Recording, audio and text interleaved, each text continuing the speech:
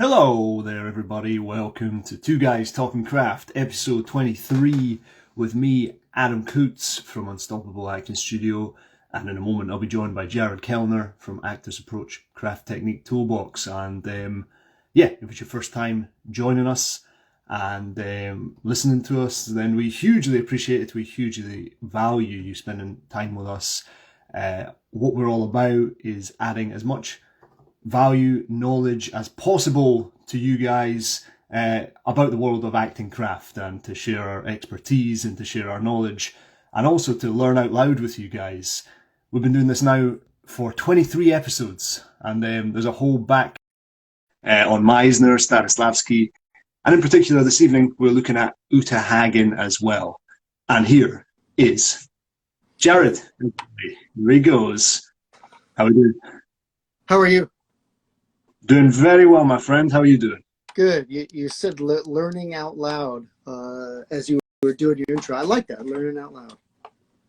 Absolutely. And I feel, that is part of what we're doing here as well, isn't it? Looking at these techniques, and in particular this book, Uta Hagen's Respect for Acting, in a way we haven't done before, Jared, right? Just really in depth, picking apart what is actionable, what we can learn from this, and hopefully what other people can pick up and learn from this as well. And shout out to everybody who's joining us right now in the live. Hello, Indra. Hello to Royal Tomar. So Royal Tomar just posed a question about explaining psychological gesture. So psychological gesture comes from a practitioner called Michael Chekhov.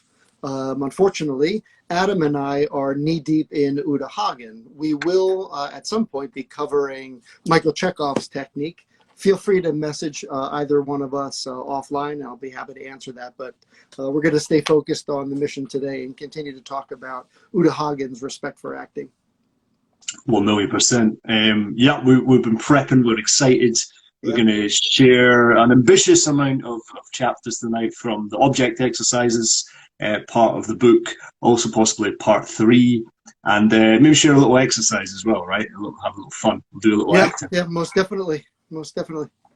So Royal Tomar, thank you. Just message me. I know a lot about the psychological gestures. Happy to do it. So just message me on Instagram, and I'll get back to you.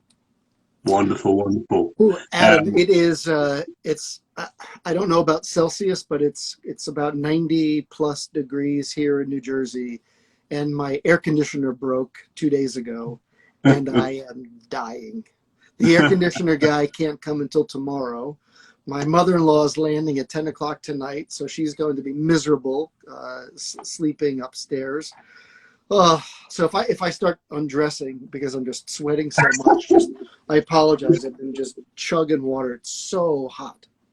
Absolutely fine, Jared. I mean, you could even use that in the conditioning forces part of tonight's exploration, right? You can use it as a circumstance that's going on for you. Use it within your exercise tonight. So why don't we just jump in? I mean, what a beautiful segue. Absolutely.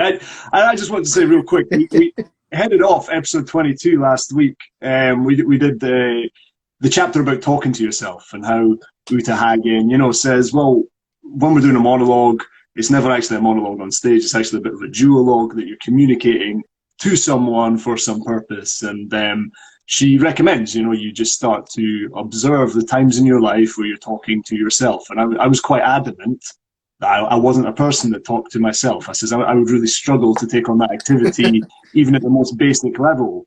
However, I have done a bit of exploration since then, Jared. What did you discover, Adam? What did you discover? I was keeping a bit of a diary about all of the commitments that I've got coming up in the summer. It was something I had to do anyway, and I thought this might lend itself to me talking to myself if I'm a bit more open to it. And sure enough, I didn't impose the fact I was talking to myself, but I started a muttering. I started to talk about little dates and days and organising where bits went, and then all of a sudden I found I was in this flow of starting to talk to myself as I did this, and it was actually quite liberating and quite freeing. What I found was I probably hold a lot of it in my head anyway, and it feels like it's a way to burst sometimes, and actually by doing this, by having this outlet, it felt quite, yeah, Yeah. like therapeutic almost. So I think I might embrace the whole talking to myself thing a little bit more, be a little less insular. And hey, it might aid my acting further down the line as well. I think I mentioned it last time too, that when I talk to myself, similar to when I'm pacing, I do it to manage my emotions. That I need to get these things out because they're all bottled up, and so by talking to myself and by me just pacing back and forth, I'm able to just control and manage my emotions. Yeah, man. If I do that, I might get less stressed, might have a few less wrinkles when I'm older. I'm going to do it. So there we go. That was just a little bookends to talking to yourself. Well, Uh, you're reminding me of the very first time that I saw somebody talking on a mobile phone without a wired, headset. I was on a second tier balcony, and there was a woman downstairs in the lobby of this office building that I was in. And she was having a complete and total mental breakdown, having a full-on conversation, this is what I appeared, right? Well, this is what appeared to me. She was having a full-on mental breakdown, talking to herself, irate, gesturing, screaming, just full out. I didn't know that she was on a call with a wireless, because up until, we're going back a long time. Before that, you had to be tethered to the phone, either with a wire or holding it up. She wasn't holding it up, and so it appeared to me as if she was talking to herself, having this. And I'm calling people over, and we're all laughing, having a great time. Looking at this woman just go bonkers in the middle of this vestibule. Anyway, turns out she wasn't talking to herself. She was actually just on a conversation. but it seemed believable that she was. It seemed believable. Yeah, like I thought that she was having a full-on monologue, just an irate conversation, by herself. Absolutely. Well, So it's I'm about not finding sure what those the truth. point of that is, but it was Well, no, a fun memory. no, it is the point. The point is that you were taken in by her talking to herself. It's about us Yeah. finding the truth, Oh, right? it was gripping. Yes, that's it. Yeah, yeah. Yeah. So like It's up front. monologues, when they are authentically delivered with purpose and intent, an intention of communicating a very specific point of view, supported by imagery and emotions and history and personalization, it is incredibly compelling to watch.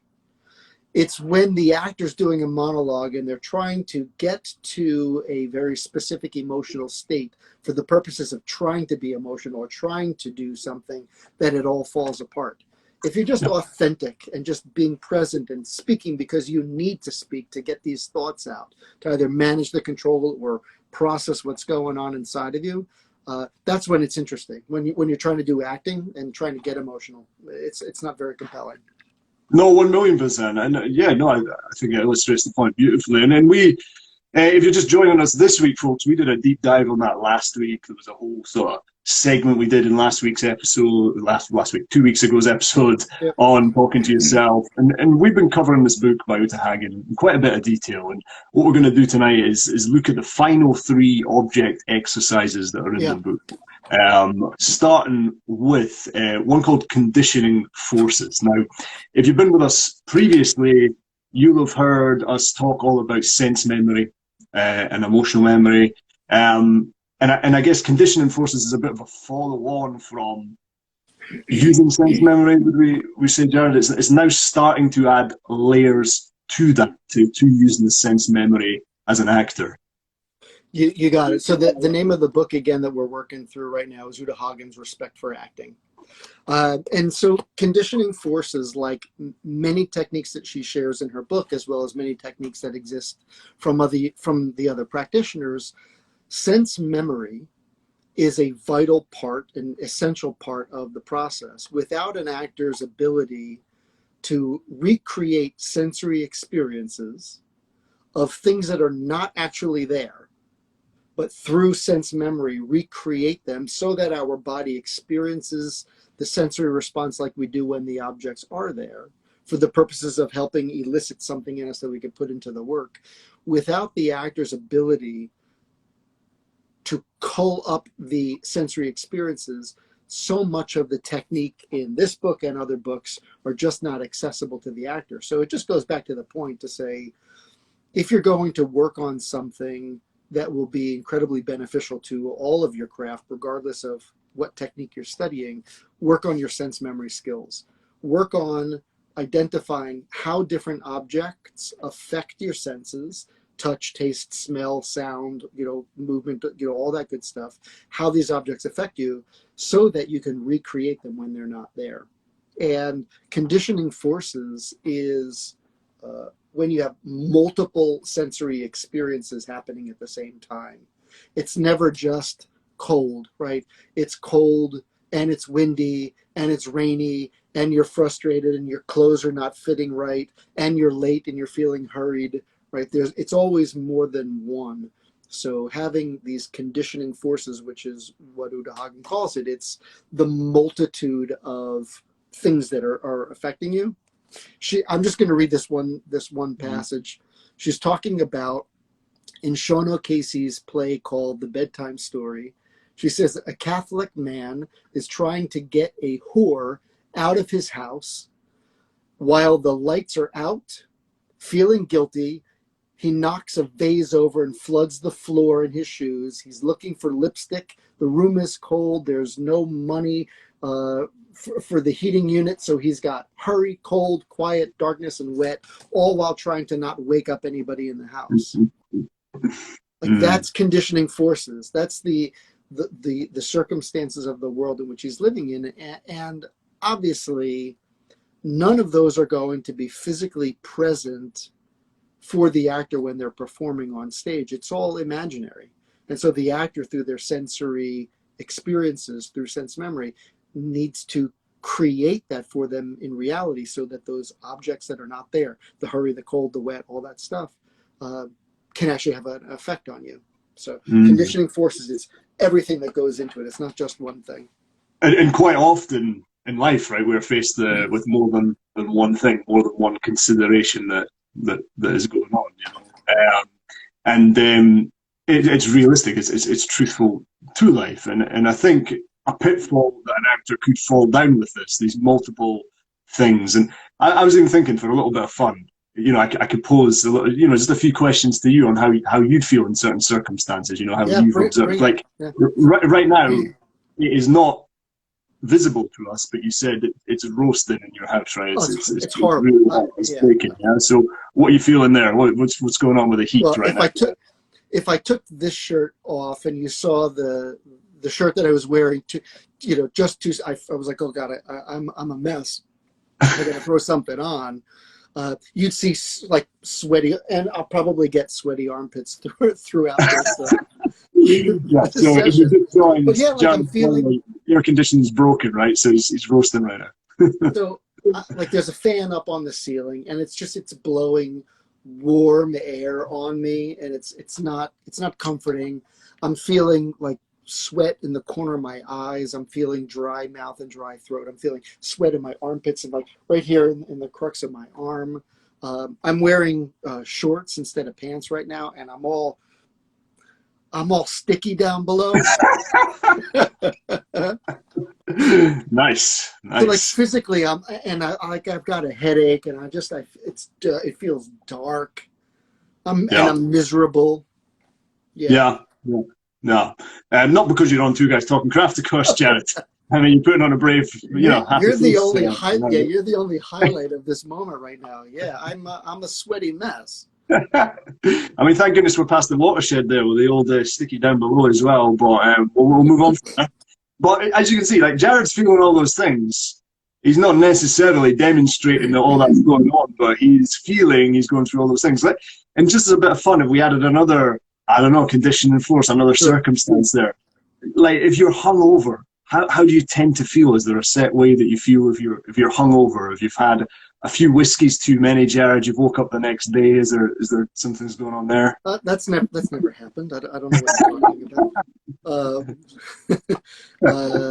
What are we? I'm sorry. So Andrew, that sounded like a comedy when you said you were sticky down below. Yes, true. So like nauseous in your belly, nauseous up in here. Just headache, everything just slowing down. Now I'm thinking about the pressure and the stress that's on me. Like if I was actually feeling hungover on top of everything, trying to be coherent, trying to speak intelligently to you and to the people that are watching, making sure that I'm coming across, as an expert in my field, and like trying to put a veil over or hide the fact that maybe I'm feeling other things that that I don't want to express. So that would create stress, anxiety for me.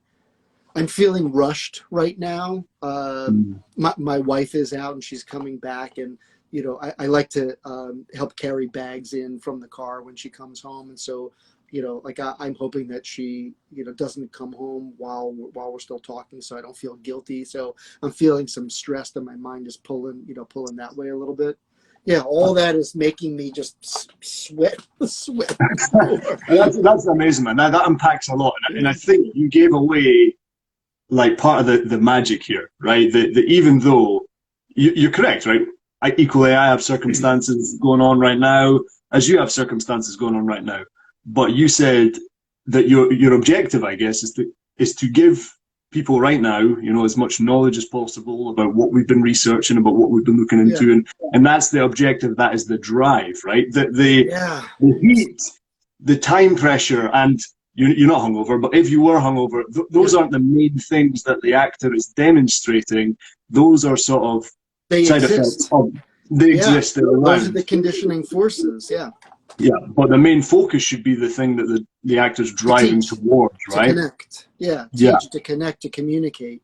Yeah, so like if you take your man from the book that you were explaining, your guy that's with the whore or whatever, he's trying not to wake him up. I mean, his drive would be, I don't want to get found out here, like he's got a number of circumstances that he has to consider in a very detailed way, but he's driving towards the objective. And I think that's a pitfall that a lot of actors fall under, right? That they get in a direction that they're hot, and all of a sudden they're hot for a moment, and then they're hungover, so they're like, oh, I've got a sore head, and I've got this. But all of that is going on permanently in that scene. It's this ever-changing sort of soup of circumstances that's happening, but the main anchor is driving towards the objective that they want to get to. Completely agree. Yeah, completely agree. Because then you get this question of like, just that little exercise we did with you there, pinpointing those three things. How do I think about all those things at once? And well, the answer is that you don't, right? You want to do all this work, and Uta Hagen says you want to do all this practice before you get hired for the job, really. You want to know, just like you did beautifully and very articulately, you want to know how you feel in these set circumstances. So if you do get in that situation, you can bring it to the fold, right? I completely agree with you. Yeah, you're right that it's pretty typical that newer actors or untrained actors are going to focus on presenting those conditioning forces, as opposed to just having the conditioning forces exist and affect what they're doing, right? So meaning it's hot and I'm sweaty, so I'm going to show you how hot it is and how that sweat is affecting me. We don't need that, right? It just exists. So it's more about just working on the objective to connect, to communicate, to share, to teach, to educate, to learn, to grow. And it's influenced by and affected by those conditioning forces. If it was freezing cold, I would be behaving quite differently. No, absolutely. We've got a comments from a tool. Yes, I am stuck with that problem. What do you mean by that? Stuck with that problem? That it's something that you are experiencing and you're struggling with how to move past, or what? Yeah, just type again so we can try to address absolutely. That specifically. And please keep the comments coming, keep the questions coming. We love it. Like any Uta Hagen, respect for acting related questions tonight about the object exercises, bring them to us. We'd love to have a chat about them. And we're just while we're waiting to hear what Atul is saying there. Like it is almost like a reflex action. She says in the book, right, that these things, that you practice them, that you know how you feel in a number of different circumstances, that they become reflexes and not something you have to think consciously about. And it's quite possible that, I don't know, if we give you another circumstance of, the night of drinking that you had, you hurt your leg as well, and you've got to go to your work or something, and you're in a hurry for that. Like, if we added all those things into the mix, one might take a bit more of a conscious sort of attention in your head, like maybe the leg pain is overbearing and you just like you can't think of anything else or something. Like there might be things that take precedence, but other things should just be in your bones. You know, there should be things that you've experienced and lived, and that you can just focus on the objective and let the experience happen to you. I just noticed a post commented there, Jared. Yeah. So the comment from Atul is that I tend to show my environment more than living it, which doesn't seem natural. And yeah, so that's the point that we're trying to make, is that the conditioning forces simply exist. So just like we're doing right now, I'm not working to show you how sweaty I am and how hot I am. I'm working to talk and communicate and share and connect with Adam and you know, share some thoughts on this book. That's what I'm working to do, right? That's the objective. That's my action. That's my activity. That's what I'm doing. I'm conditioned by and infected by these conditioning forces. So I'm not spending any time trying to demonstrate the heat. You know, maybe you saw just before I did a little bit of wind, you know, like a little bit of a fan on me. That wasn't me attempting to show you that I'm hot. That was me trying to cool down, because right in that moment, a gust of heat just came. So yeah, I'm not working to demonstrate and show the conditioning forces. They just exist. So a focus on your action, focus on your objective, focus on connecting with the other person, and simply allow those conditioning forces to exist and affect and influence how you go about your objective, how you go about your action and activity. And I just add a tool, the very fact that you can identify that within yourself, within your own acting, that you're expressing rather than living it, is a fantastic start. Like that, those are massive steps in the right direction, because there are people that are just completely shut off from that. And I think case in point, in prep for this, because we're doing a little scene where we're looking at some characters from The Odd Couple, I managed to pick up like a free PDF of the script, and I was looking through it. And the actor whose script it was, they'd written on a line, "Look at watch," because it was referred to in the script that they had, you know, they'd looked at their watch, you know. And I think you'd mentioned this before about actors that all of a sudden they're hot for a couple of lines in the scene because it's referred to in the scene. But that actor that looks at his watch, well, he's thinking about the time, I think it's the character of Larry, he's thinking about the time all the way through that poker game, because his wife wants him home at a certain time. So he's not just going to look at his watch on that line. He's going to be glancing at it the whole time, you know, like it's, you know, maybe around about that line he might incidentally look at it, but the fact that the actor had written that just showed me that he was just looking at his watch because it was referred to in the script, not because it was what his character needed to do, which was keep an eye on the time throughout, you know.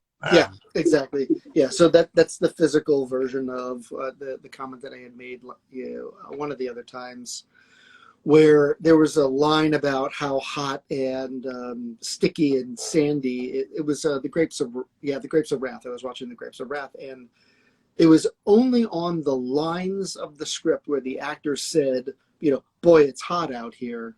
Wow, it's so dry and sandy, and the wind is really kicking up." And it was only on the lines that brought the conditioning forces to the forefront that the actors related to and demonstrated those conditioning forces. And then the moment that the line was done, those conditioning forces disappeared again. And so it doesn't make sense to the audience, because the heat and the sand and the wind and all that stuff should be affecting you all the way up to the point that you say it, and then continue afterwards. It doesn't disappear. And so if you're only looking at your watch on the line, you know, look at the watch, right? Or you're only affected by the temperature in the room on the line where it says, "Boy, it's hot in here," you're missing the point. Those conditioning forces exist always. Yeah.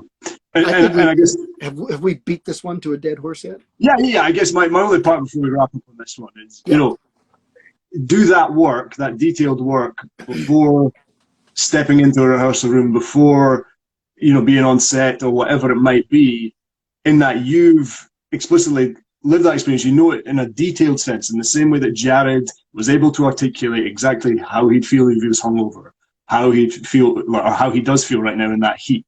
He would be able to bring that, relive that experience in a rehearsal room, in a performance because he's done the work before. He doesn't have to think about it when he's in that situation. What he wants to think about in that situation is being present with his other actors. You know, don't become heady with it, because then you're going to trip yourself up. Yes. And we talked about sense memory being critically important and a foundation upon which many acting craft techniques are built. And so, and I've mentioned this to you many times too, Adam, when in life we are experiencing things that affect our senses, we as actors should be actors 24/7. So right now, while I am hot and sticky, while I'm talking to you, I'm also selfishly memorizing sensorily the feeling of tight shorts around my nether regions, all sticky. I'm sensorily, sense memorizing the very specific sweat in the crux of my arm this way and in my armpits, the feeling of the dry throat and how it's satiated with the sip of the water, and the feeling of the coolness, coming down my throat when I take a sip of water, and how quickly the dryness comes back. Selfishly, I'm sense memorizing this while we're having this conversation, because inevitably I'm going to need to recreate it on stage or in front of the camera one day. And why not use this experience, which is significantly affecting my senses, to just bank these experiences so I can call them forth later on. So an actor is an actor 24/7. So if you're ever in a time where your conditioning forces in your life are affecting your senses, be selfish and memorize them so that you could reuse them at a later date. Beautiful, man. Beautiful. Atul saying he's learned so much great things from us both now. Thank you very much. Thank you very much, my friend. We appreciate you joining us. And hey, we didn't drop many people in the live, Jared, at the second mention of your nether regions. So that's a good sign there. That's a good sign. Oh, no way. Hey, Jack Elvey has joined us. I know Jack. Jack and me are good pals. Thanks for joining us, Jack. Do you think these conditioning forces should be regularly thought of in the moment as part of your character's thoughts, or should they be worked into almost muscle memory for the scene? So Jack's a great actor, by the way, Jared. I think based down in Edinburgh these days. But Jack, for me, it's much more about muscle memory, because if you're thinking about it, well, like if Jared is a character right now, he's not really hugely thinking of trying to recreate the heat of the moment. Like, he's just feeling it, right? And it should almost be this. If you engage with the fact that it's hot, it becomes this muscle memory sense that you feel almost. Would that be fair to say, Jared? Yeah, completely agree. Right. They are not the primary; they are the secondary. The conditioning forces exist and affect and infect the work. They influence how you relate, how you work for your objective, how you go about your activity. They influence it, but it's not something that you should be focusing on as the primary. Your primary focus is on the other person, is on the objective, is Absolutely, on the activity, and the conditioning forces just simply exist. Only then when the primary focus of the script and the dialogue shifts from whatever you're talking about to the conditioning forces, right? You're in Titanic and the ship is sinking. Now the conditioning forces are the thing that you're talking about, right? It's the objective to not drown, right? To save yourself. And so sometimes the conditioning forces come to the foreground, but in most cases, no. It's muscle memory and secondary. You focus on the objective at hand. Yeah, you've got enough to worry about, right? Like, in that alone. So, great. And I think that's conditioning forces in a nutshell. They're rip roaring right through it. But yeah, keep the doing, right? Keep the practicing with it, because that's the theory of it. But it's not until you practice and do these things that you'll fully sort of cement that understanding. Next up, in the final two exercises of the object exercises, she says, is pertaining to a character, right? Like, it's pertaining to looking at we've got history first is 19, and then character action is 20. Yeah. But both of which you can't really do without thinking of a specific character, I guess, from a specific sort of. Oh, I see what you're saying. You know what I mean? Like, whereas the other ones can be a bit more free flowing, and you can sort of just use your own life in a way to present a number of different scenarios. With these ones, you're needing to have a bit of prior knowledge to a certain character, basically, these ones. And I guess to wrap up a little bit about history is that for some reason, when we play a character who is from a different historical time than ourselves, because we don't have that direct connection, like that direct reach with them, we treat them a bit like they are an alien in some way, like an alien life force that we don't really know, that we have to attack it in some kind of stereotypical, generalized way of picking up assumed sort of stereotypes from the time. You know, so if we're given something about 19th century Russia, we maybe feel quite overwhelmed by the sheer amount we have to unpack about that. Like maybe we're not history buffs, you know, maybe we don't know much about that time, where people lived, what the social conditions were like. And what maybe happens is that we come a bit overwhelmed and start to, I don't know, cherry pick certain things from that time. And we try and plow it all into our character.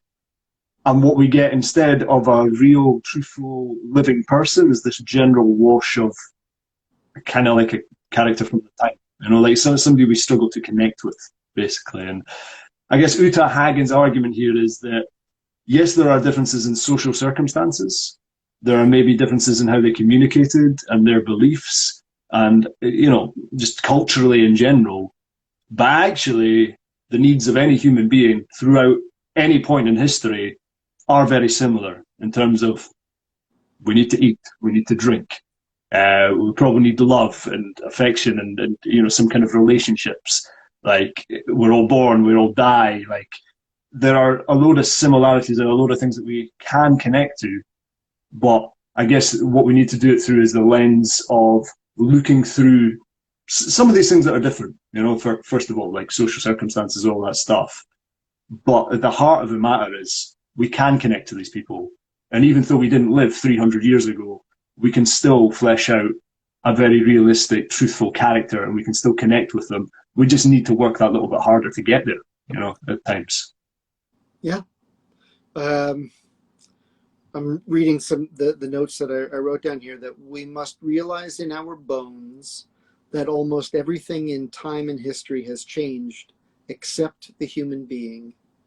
Human needs have always been the same, but the external elements are what impact how they are expressed. Clothing changes, the way we walk, the way we sit, dance, eat, embrace. So at your core, if you can connect to the humanity of the character, and then through your proper research, find out the social norms, what people wore, how they ate, how they moved, how they danced, how they spoke, those then influence how those human needs are actually expressed.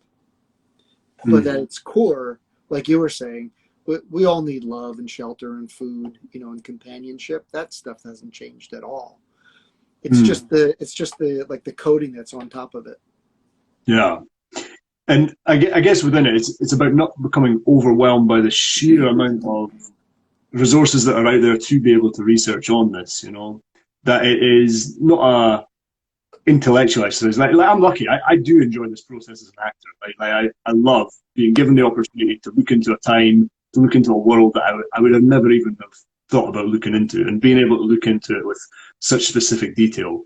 But Uta Hagen mentions it's about looking and finding the resources that sort of work for you or spark something off for you. You know, so she suggests, hey, if you're not a book person, go and visit some museums, look at artifacts in real life, you know, watch sort of videos that might be from the time and the period. Like, it's about finding things that work for you that you can use and be actionable, right? Because there's otherwise, no excuse.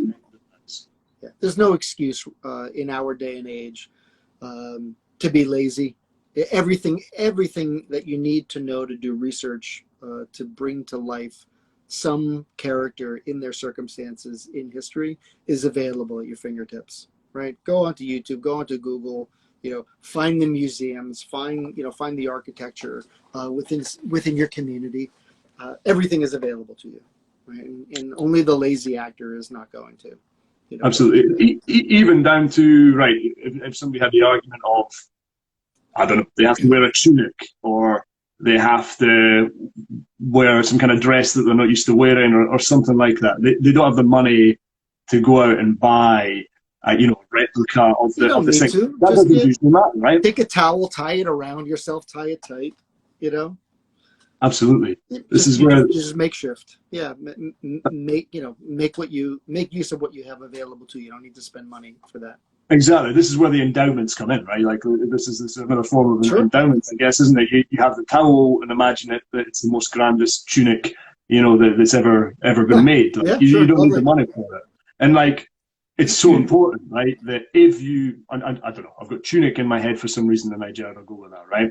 If you have to wear the tunic in the performance, you need to feel comfortable in that thing, right? You need to feel as if that's something that you wear on a daily basis. So it is about when you show up to the rehearsals, or moving around your house, even that you're finding ways to get comfortable in this thing. You're living in it in order to feel comfortable in it. Otherwise, it's going to feel like this just strange artifact that you've got on, and you're going to feel uncomfortable in it. You're going to be like sorting it out, and it's just That's going what to you have to do detract from.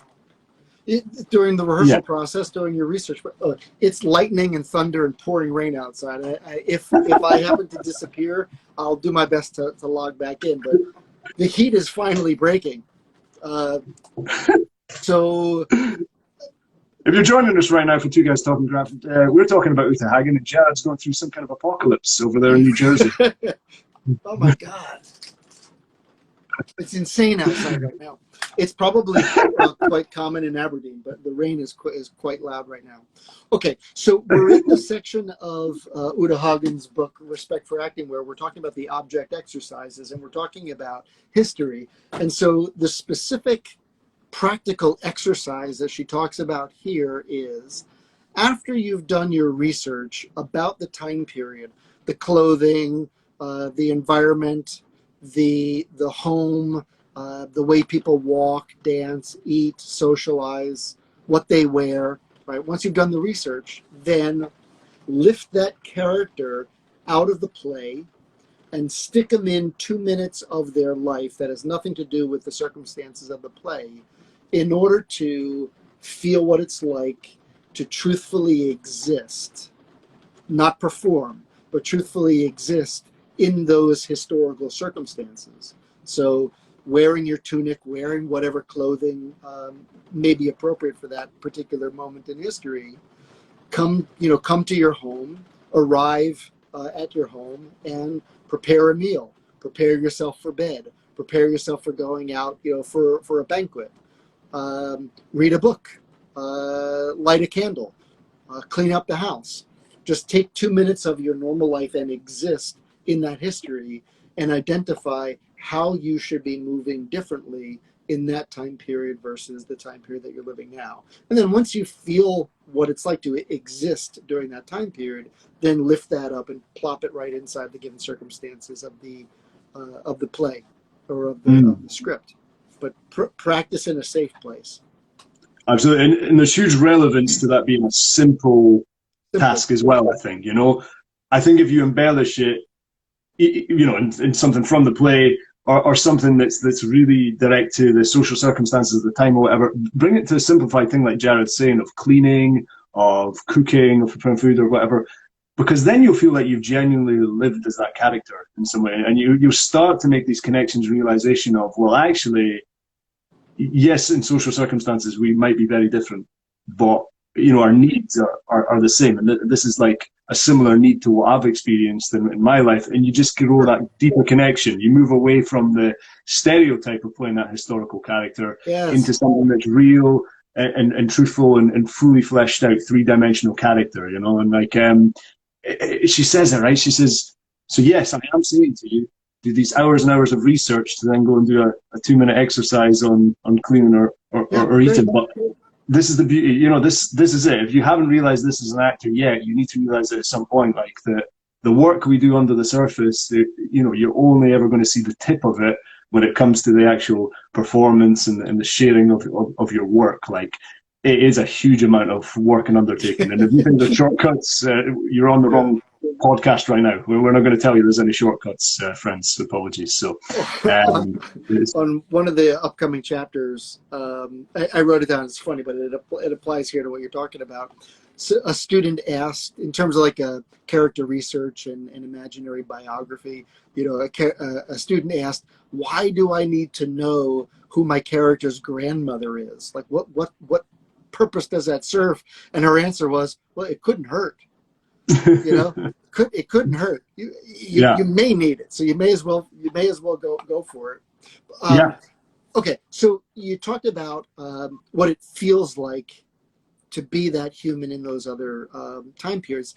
You talk about a tunic. I was thinking about, I think I may have seen this on the video that's on YouTube of Uta Hagen going through a number of these exercises, where she talks about in a certain time period, the forearm part of the sleeve would hang down very low, right? It was this billowing fabric. And so if I'm going to pour a cup of tea today in my modern clothing, I would position my arm and actually physically pour it quite differently than if I have long flowing sleeves. I would need to be conscious of that so that I don't pour the tea on my clothing. And so knowing how to exist in that time period and practicing it enough so it becomes second nature and muscle memory when you ultimately perform it is the key to all this. That's like picking yourself up and doing that exercise, 2 minutes of just a regular living experience is important. Yeah, and on top of that, like, because I was trying to think of, like, because I have done this exercise. I didn't realize it was sort of Uta Hagen-based exercises. But I've done Uncle Vanya before, Anton Chekhov's Uncle Vanya. If you don't know the play, it's a bunch of people in a grand country house out in Russia in the 19th century. It's very hot. It's the summer. They're all getting on each other's nerves. They're all very much talking about the futility of existence. What's the point in life? All this stuff. And and culturally, you look at it and you think, oh, that's maybe quite a leap. Just like thematically how they're living and stuff. But then, like, it happened to be when we were rehearsing that play, it was just hot. So right now you could be doing some great research for that Uncle Vanya play, Jared, sitting in your hot house in New Jersey, and like. It was a really hot day anyway, and like, simply engaging with how long these people would sit and have nothing going on at all for entertainment, the sheer boredom of it in the heat, and like just simply going through that activity of just sitting around in the heat. Imagine how these characters might be feeling. Like, was hugely effective, and like you take this society that we were living in, like, of huge distractibility, always having stimulation, always having, some kind of notification on our phones. Remove all that and just have you sitting with your own thoughts and stuff. And already that simple exercise alone starts to get you into that world, into that culture a little bit more. And you start to understand why these people, who maybe on the surface seem a bit melodramatic, actually feel the way that they do, because they've got probably too much time to be thinking and with their own thoughts, right? And like, there was somebody that started an Uncle Vanya online, almost comparing it to the lockdown situation we were in, like, and using that as a source for accessing the play, So it's this argument again of all of these things throughout history. They come in cycles, and like there are huge relevance, even though these things happened hundreds of years ago. You can still find ways to make it relevant to this current day as well, I'm reading a Tools message now. Yes, it removes the social economic barrier we feel from the character we are playing. Everyone has to eat, rich or poor. Yeah, there's a great children's book, I think, called Everyone Poops. Yeah, I mean, so if you're in a tunic and you got to go to the bathroom, what are you doing to get to the bathroom to poop? Versus coming home in your shorts or your jeans and your t-shirt, right? Yeah, absolutely. So go 100%. Wear that's everybody's assignment. Go wear a tunic and go poop. Well, a lot of toilet humor on Two Guys Talking Craft tonight, but hey, we'll embrace that. So I guess in conclusion of this little section, this little bit, what we're saying is do the work.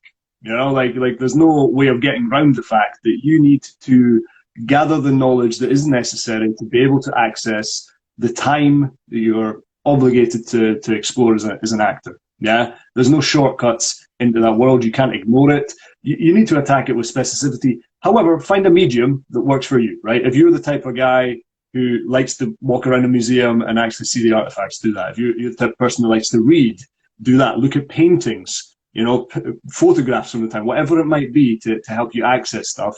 Use what works for you, but know that you have a bit of a mountain to climb in terms of the research you need to do firsthand. You reminded me of, I saw a community theater show years ago of like the Knights of the Round Table. And everybody had done some quality research. So they were moving and existing and relating to people what appeared to be as an ensemble. They were all telling the same story with the way in which they were moving, how the clothing was affecting them, how they sat, how they stood, how they moved, how they ate, how they related to each other, except for one guy who looked like he was a cartoon character from Scooby-Doo. And he was running around like in the same costume, and he was in his own world, had done clearly no research. It wasn't a character that was intended to be vastly different, right? He was supposed to be fitting in with the rest of them, but was clearly in his own universe. And his physicality and mannerisms felt very familiar to today versus the formality of what we were seeing from everybody else. And that one actor, for me, destroyed the ensemble of the world that they were creating, because it was a constant reminder that everything was fake. Because how could that one person exist and have like a bounce to him that just didn't fit in the history of the piece? And so yeah, it blows it completely, isn't it? It blows it. A hilarious comment from Jack here. He says, this is why I love this, because his missus is going to come home from a long, hard, laborious nursing shift and ask what he's been up to.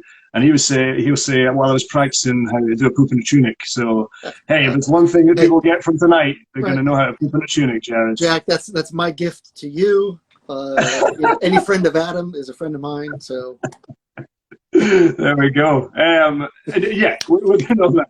Once you do all the work, once you do all the hours, it is about finding that truthful character that's under the surface as well. Don't get bogged down in all the intellectualism and talking about, oh, this is how people held the cup at this time in history, or this is how somebody poops in a tunic, or whatever it might be.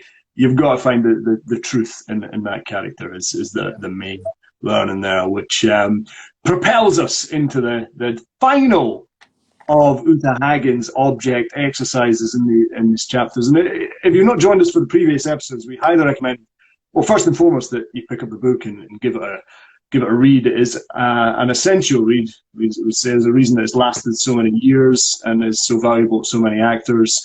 But also, yeah, feel free to dive into previous episodes where we've talked about these other object exercises. But the final one that we're going to explore, Jared, yes. Object exercise number 10 on the list, goodness gracious me, is character actions, right? Yeah. To be and hopefully be sharing a bit of acting for these guys as well through this one too. So I think that there is a really important comment that I'm paraphrasing stuff that I'm pulling from the book, but it's what she is saying and what other master teachers have said about character, and it's this, that character is discovered, revealed, and expressed through the specificity of doing. How you do what you do reveals who you are. And all the conditioning circumstances and the history and all the stuff that we've covered so far influences ultimately how we do what we do. So we take, who we are, how we describe ourselves, what we say about ourselves, what other people say about us, our occupation, our age, where we live, our social economic status, our background, the conditioning forces, And you put all of that into a simple doing. And Adam and I are going to work on bringing to life the Odd Couple here in a minute. And how you do what you do helps the audience understand truly who you are and what's going on inside of you, how you behave, how you feel. So if I said, make a salad, your action is to go make a salad, and I tell you that you're a billionaire and you've never made a salad before, you never cut a vegetable in your life before, you're going to do that activity quite differently than somebody who is a professional chef. So the dexterity that a professional chef may have with the tools to make a salad are going to reveal a lot about who they are. And the clumsiness and unfamiliarity that a billionaire may have, like I'm being very stereotypical now, may have with how to maneuver in the kitchen, will reveal potentially their social status. So how you do what you do, the order in which you do it, and how you express it reveals character. Yeah. So character is discovered and revealed through the specificity of doing. Yeah, and almost it's the ultimate telltale sign, right? Like we've spoken about this on the show before, about communication, how a very small portion of it's actually the words that we say. Oh yeah. The tonality of voice is a bit more, but body language is like huge. It's a huge part of communication, and if you are able to embody circumstances that your character are in, and that could be conditioning forces like we've been talking about tonight, but it could also be things like who you are, why you're there, what you're doing at the time. If you can actually physically embody those things without having to think about how to display them to people, then what will happen through this exercise of character actions, I think, is this beautiful dance of all of those things swimming around you. Like if you're focused on the task and you have done the work on the circumstances, all that stuff that goes in mind, then you're going to get to the heart and the root and the core of the character without even saying anything. There's so much to unpack, so much that can be shared just from the act of doing, right?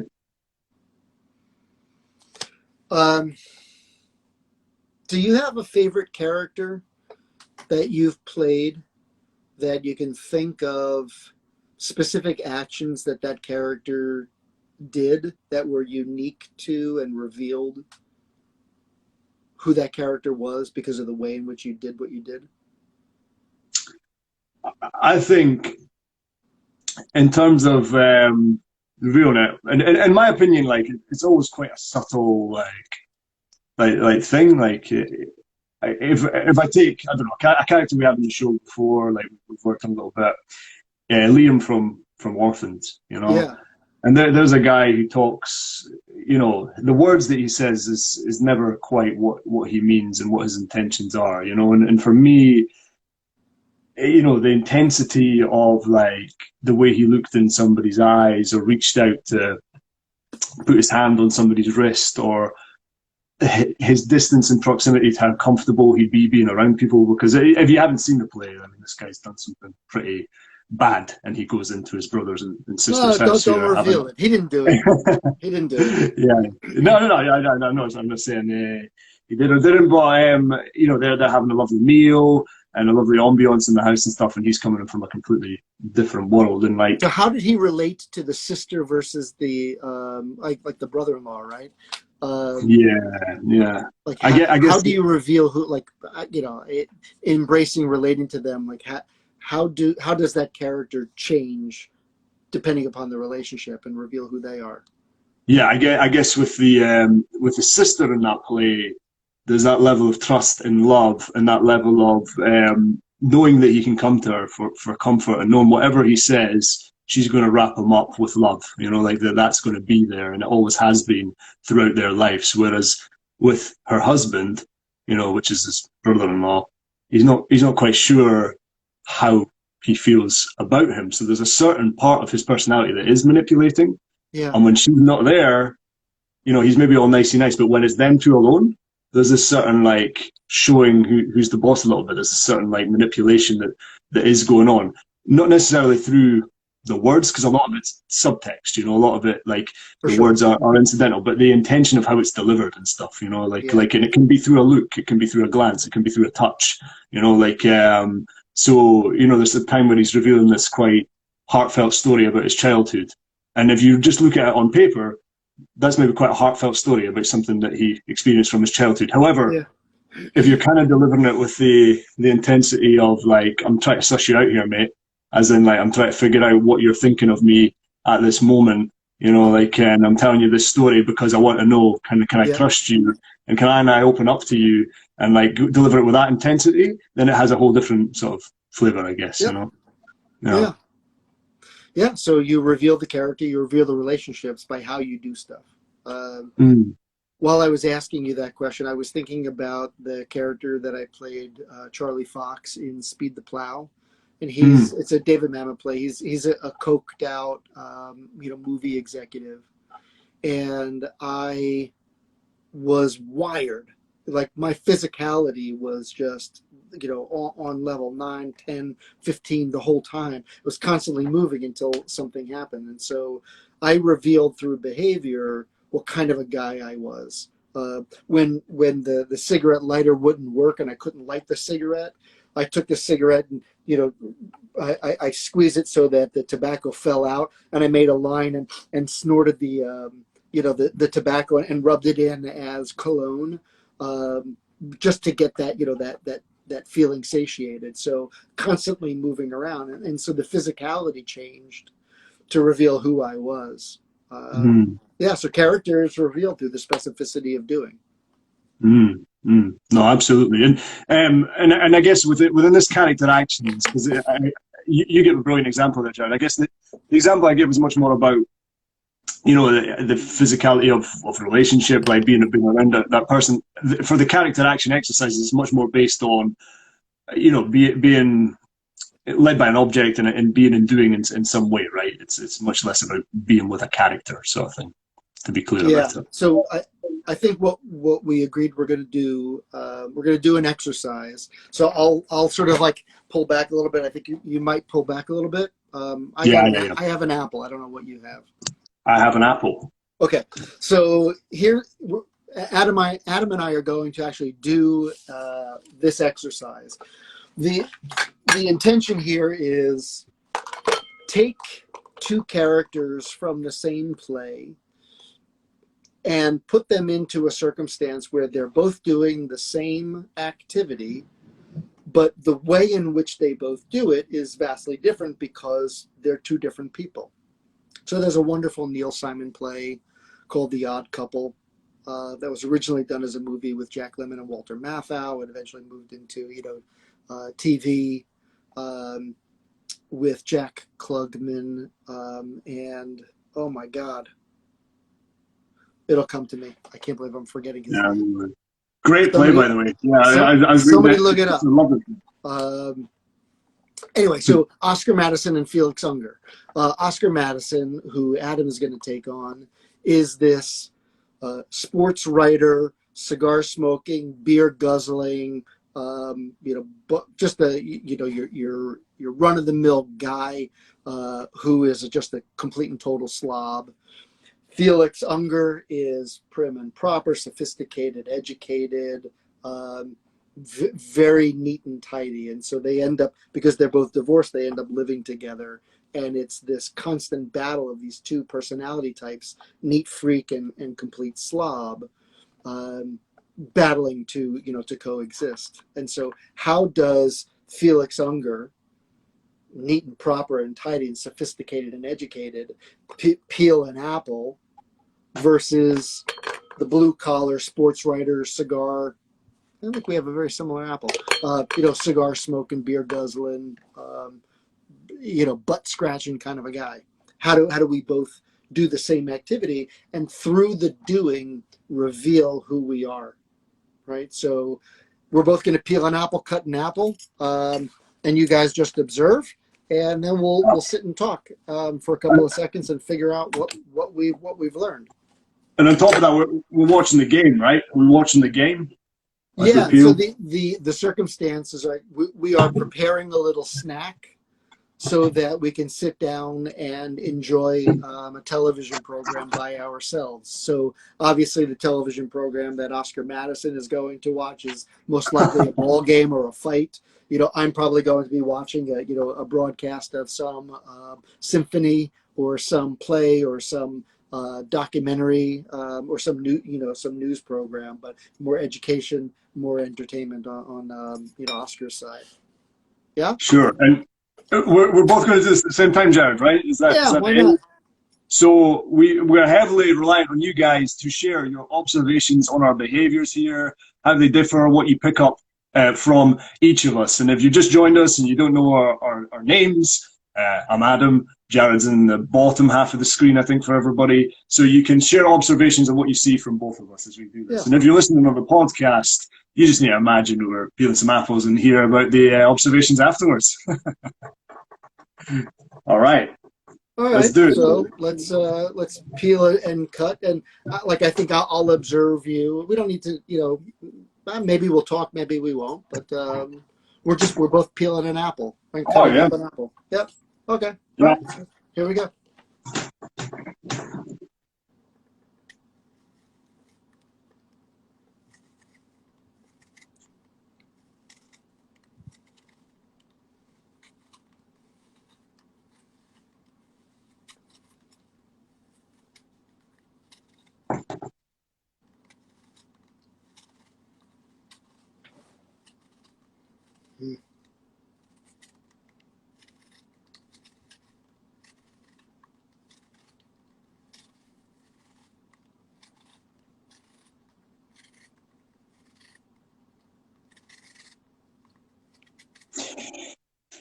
Hmm.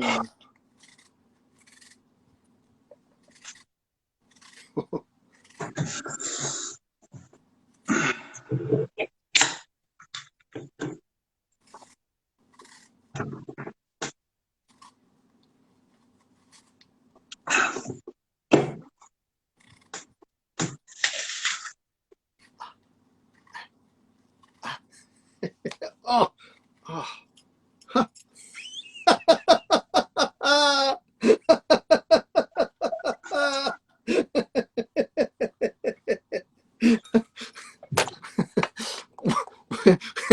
I didn't miss it once.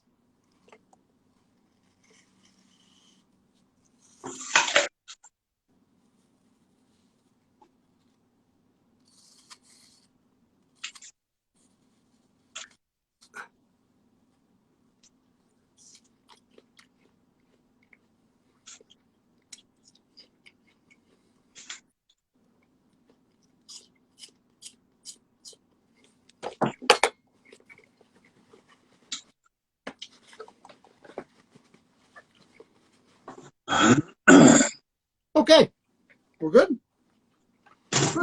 We're good. Yeah, I enjoyed being him. He's good fun there, Oscar. He's good. Right, I'm let's. so curious. I'm allergic to like these things make my throat close off, so I'm very curious to see what happens. Well, oh mate, you've got a heat wave going on, thunder and lightning, and you're ready to give yourself an allergic reaction. The things you go through for two guys talking craft, Jared, is commendable. Did you see what I accomplished? Look at this. That was beautiful. This was the thing I beat. Yeah. I mean, there was no way Oscar was going to get that level of dexterity with his peeling.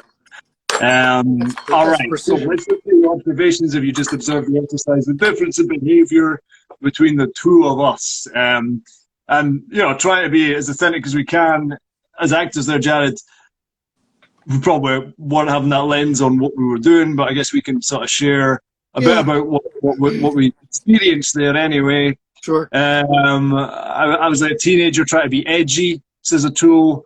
Jared was like amused by the carving ability of his knife. Any other observations would be much appreciated. And thanks to Tool. Tool saying he's joining us all the way from India. We appreciate it, man. Thank you very much. So I don't know, a little window into the circumstances that I was thinking about there for Oscar, Jared. Yeah. I never quite got to it yet, but I was considering like he's got this apple, he's probably been told to eat the apple, maybe by his doctor or something. He's in his 40s and told to eat a bit healthier. He's like probably not overly enthused by the whole thing. Tony Randall. His name just came to me. Tony Randall. Sorry about that. Yeah, so he's in his 40s, probably been told, sorry about that. His doctor told him to eat it, so he's got an obligation. Yeah. Because he would probably want, like, a hot dog or a pretzel or a beer instead of an apple. Well, this is it. So I never quite got to that part. But I've got some chocolates here. I got some crisps. I got I think as he went through the exercise, those would probably become things that he's much more concerned about. Like, he gave up on peeling the apple quite quickly because it was a bit of a waste of time and just eating the thing. And yeah, we've got some observations there, slightly threatening. Maybe threatening, but yeah. Jack's saying, Jared seems like the adult during the exercise. Thanks for the observations, team. Thank you. Jared, what about for you? Did you think about the circumstances before going into that for Felix? I knew that there needed to be a specific way, a proper way for an apple to be peeled. That it wasn't like you don't discover how to peel an apple. There was a proper way to peel an apple, and it's exactly what I did in one single motion the entire way through, because that's how apples should be peeled. And so I was very focused on accomplishing a very specific, proper task that had a rigid structure to it. Because Felix Unger is that everything needs to be neat and tidy. You can't have pieces all over the place, right? And so once the peeling started to come together like I had intended and was working on, I became very satisfied and happy with it. And it became this wonderful challenge for me to make sure that I completed with completeness. Yeah, I had a really good time. And then when I ultimately sliced the piece off to start eating it, you don't eat it like an animal, like a big piece and hold on to it, and bite a big piece of it. You cut it like a proper gentleman. You slice it thin. You just take small bites, and you enjoy it, properly. And then you clean up with a napkin that's folded precisely too. Lovely. No, so, very, yeah, very everything had its order. That's precise. So for Felix, the apple became a beautiful thing for him to explore. He was exploring the beauty of the apple.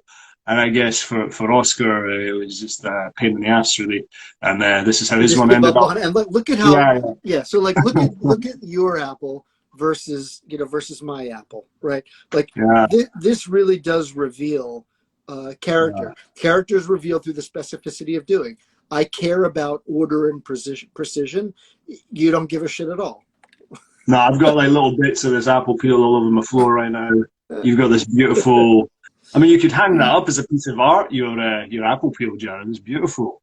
Beautiful. So Jack says, got to peel that apple like a Lindt Master chocolatier from the ads. Yes, thank you. I'm quite proud of my one. I'm gonna wear it. I'm gonna wear it with pride. Skills, man. I mean, especially being allergic right now. Jared is not only being incredibly fashionable, but putting himself in a lot of danger there. You still feeling it? You feeling all right, mate? I am feeling scratchy in my throat for sure. Oh God! I mean, your wife's gonna come home. You're gonna be having an allergic reaction. You're gonna be overheated. All for Two Guys Talking Craft. I feel bad, but thank you, Jared. See, this is the dedication. That Jared's willing to put himself through as an actor here for you guys. So we appreciate it. And I guess so. We had a bit of you're right, mate. Yeah, I'll be all right. we had a bit of fun there doing that, Jared and myself, like together.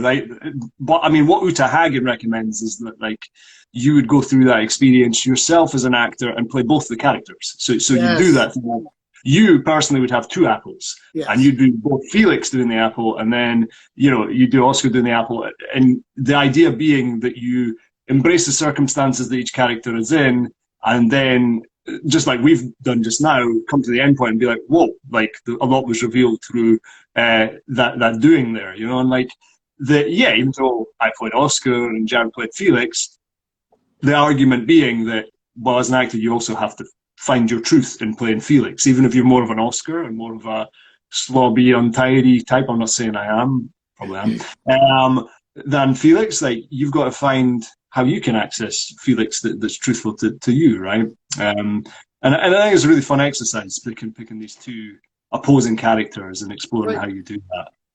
Yeah, for the primary focus of helping people understand that character is revealed through how we do what we do and the order in which we do what we do, how the conditioning forces affect what we do. Wow, yeah, my throat, my throat is closing up.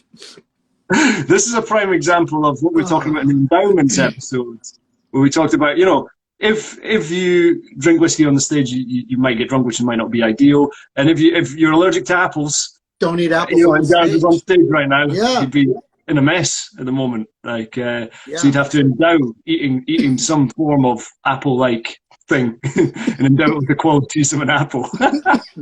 But like, and then selfishly, I'm sense memorizing how like my soft palate feels like it's getting inflamed right now. Yeah, yeah. So strange.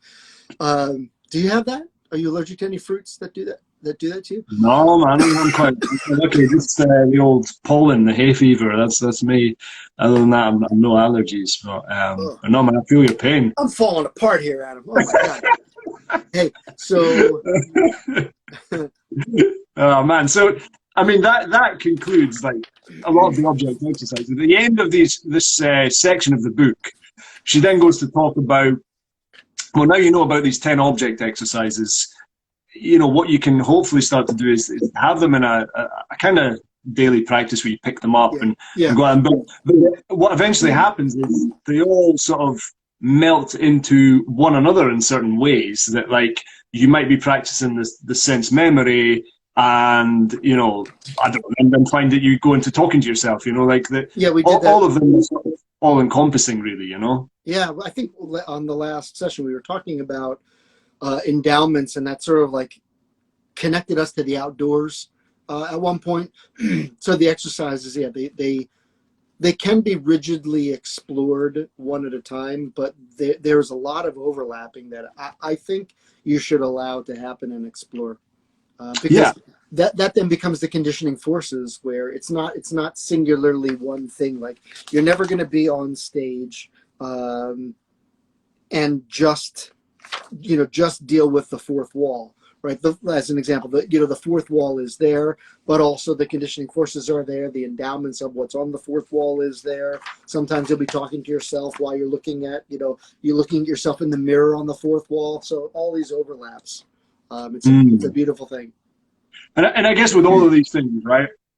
Like, almost how you should think of them is this: like, when you leave your house and you check if you've got your keys, your wallet, and your phone, you just do these little taps, to check them out.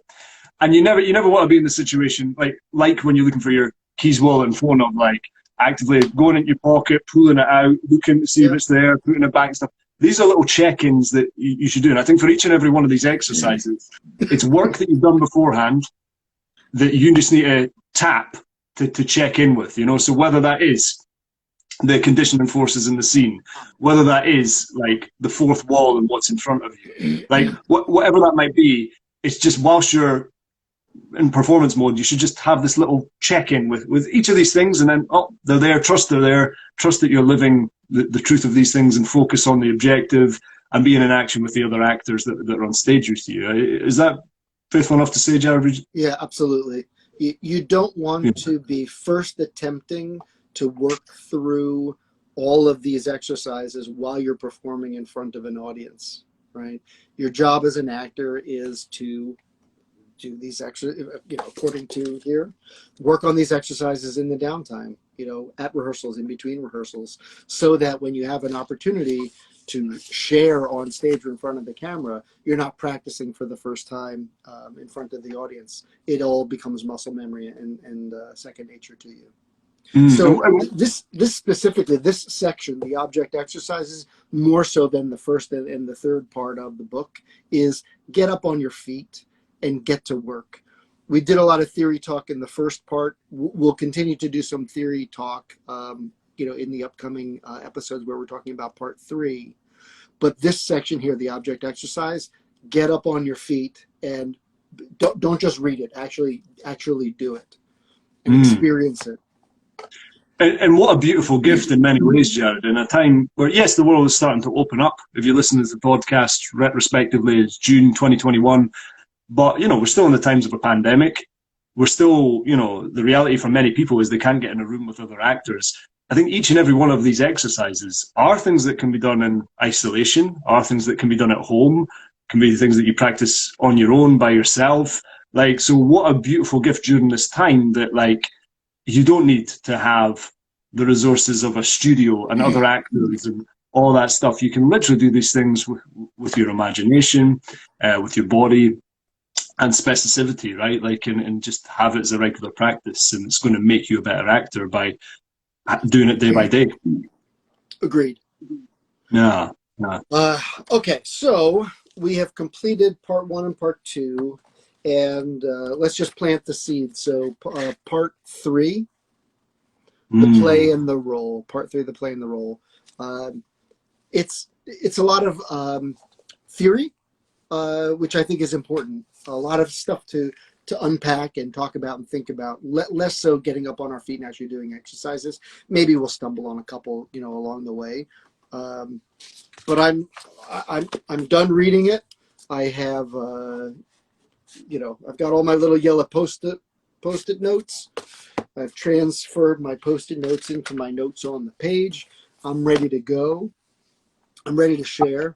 But yeah, so like next time, maybe you just winked at me really sexy. Like when you play this back, you're gonna see that you gave me like a Yeah, I didn't intend to. Just like I didn't intend to be threatening or menacing. But then both people actions have, you know, implications. But there we are. Well, I appreciated being winked at like that though. Yeah. You're welcome. Made me feel very desirable. Yeah. Hey, by the way, Tony Randall was a Meisner trained actor. Anyway, and I actually have on my DVR, there's an episode of The Odd Couple with Tony Randall and Jack Klugman, where they're filming a movie. It turns out to be a porno. They didn't realize what was happening, but they talk all about Stanislavski and acting, and you know, Tony Randall's bringing in Living Truthfully in the Moment, and Jack Klugman's just it's a really wonderful episode. Anyway. So the play The Odd Couple by Neil Simon is a great one to read. It's great. I loved reading it. It was, yeah, it still stands the test of time, I think. It's still very funny. Felix, I think I said this to you, Felix Unger is the guy's name, and he leaves a note for Oscar Madison, and he signs his initials F.U. And there's a line in the play, like Oscar says, it took me all day or something to figure out that F.U. meant Felix Unger and not, you know. Yeah. All right. So the play and the role, we'll jump into that on the next session in 2 weeks, and we'll continue to learn and explore. No, very much looking forward to it, Jared. And I think, you know, if you've been with us on the Uta Hagen journey, this last little segment we're going to look at, the play and the role, contains a lot of really, really important stuff, and it's, you know, it should never be forgotten about a lot of these things. I say theory, but I'm not casting that aside. Like it's really important theory. Yeah, it's stuff that we really need to stop and consider. That all of the stuff that's coming in this next section are thoughts that need to be applied to the actual exercise and the actual work. Yeah, it's theory, but it's theory and critically important theory. Yeah, necessary information, people. But as always, we very much appreciate you joining us. Thanks for joining us on the live. Do you want to see how sweaty I am? I shouldn't be. I'm a mess. I mean, my concern is, Jared, are you going to be here in 2 weeks? Are you going to die of heat exhaustion or, you know, anaphylactic shock? Yeah. I mean, you take care of yourself, my friend. Goodness gracious me. Lest we forget, I had an eye injury 2 weeks ago on the Two Guys Talking Craft show. Well, there's no black eye or no mark anymore. There's no trace of it anymore. But I promise you, I had a black eye. We're putting ourselves through the ringer here for people, and you know, I didn't realize it would be such a dangerous preoccupation recording these podcasts. But stay well, stay safe, my friend. Please do. Thank you. Thank you. All right. Take care, everyone, especially to Jared Kellner. And he needs to Adam take care of himself. Get that air conditioning fixed, Jared. Until next time, thank you, everyone. Okay. Bye, everybody. Bye bye. Thank you.